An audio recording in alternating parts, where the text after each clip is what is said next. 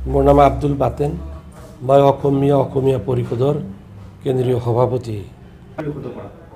आमी অসমীয়া परिषदर धुबुरी जिला समितिर उद्योगत और केंद्रीय समितिर सहयोगत आमी এই बाल्य विवाहर बिरुद्धे विशाल सजागता समावेश धुबुरी गौरीपुर मदिनातुल उलूम उच्चतर माध्यमिक विद्यालय खेलपथारत अहा 27 फेब्रुआरी सोमवार पुआ 10 बजार परा विशाल सजागता समावेश अनुष्ठित কৰিবলৈ গৈ আছো আৰু তাতে আমি বিভিন্ন পৰ্যায়ৰ অতিথিক ইতিমধ্যে নিমন্ত্ৰণ কৰিছো আৰু কৰি আছো। তাৰ ভিতৰত আমাৰ অসম সাহিত্য সভাৰ प्रधान सम्पादक डॉक्टर उपेन्द्रजीत शर्मा सारक अर्थात बीएन कलेजर অসমীয়া विभागर सहयोगी अध्यापक तेखेतको आमी इतिपूर्वे निमंत्रण दिसो। डॉक्टर तनु कुमार धादुनिया सार तेखेत डिब्रुगढ़र तेखेत आसाम रॉयल सोसाइटीर प्राक्तन मुख्य सांगठनिक सम्पादक आमार অসমীয়া परिषदर पृष्ठपोषक तथा प्रतिष्ठापक सभापति एमजी हाजरिका साहबको आमी निमंत्रण दिसो आरो केबाजनको आमी निमंत्रण दिबलै गৈ आছো।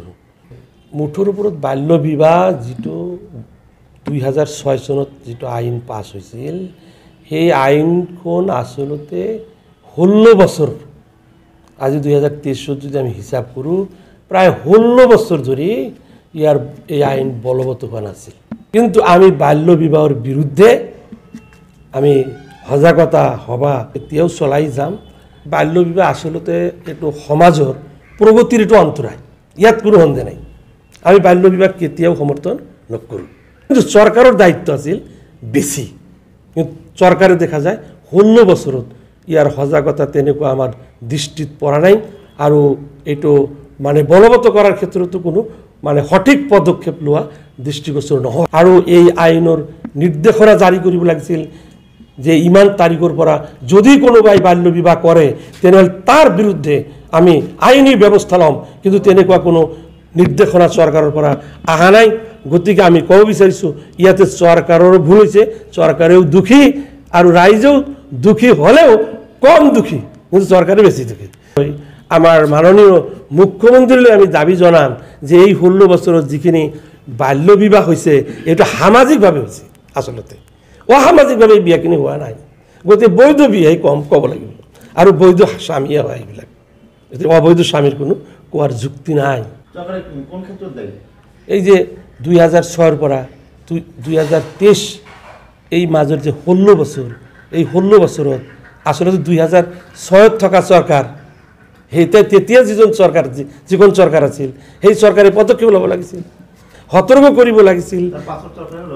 তেতিয়া মানে ধৰক যিটো বিয়া হৈছে হয় না, তো লগে লগে আৰক্ষী প্ৰশাসনক মানে তাক অপৰাধ কৰা বুলি নিশ্চয় এৰেষ্ট কৰি জেললৈ পঠাব লাগিছিলে।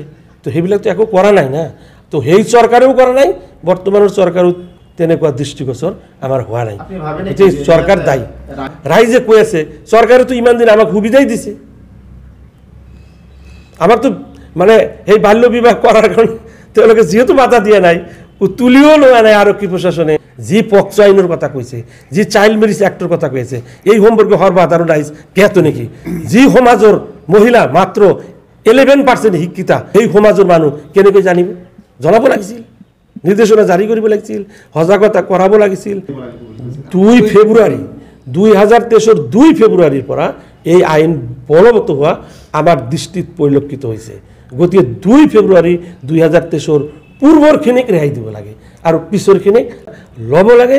আমি এইটো আবেদন জনাম, মুখ্যমন্ত্ৰীক আহ্বান কৰিম।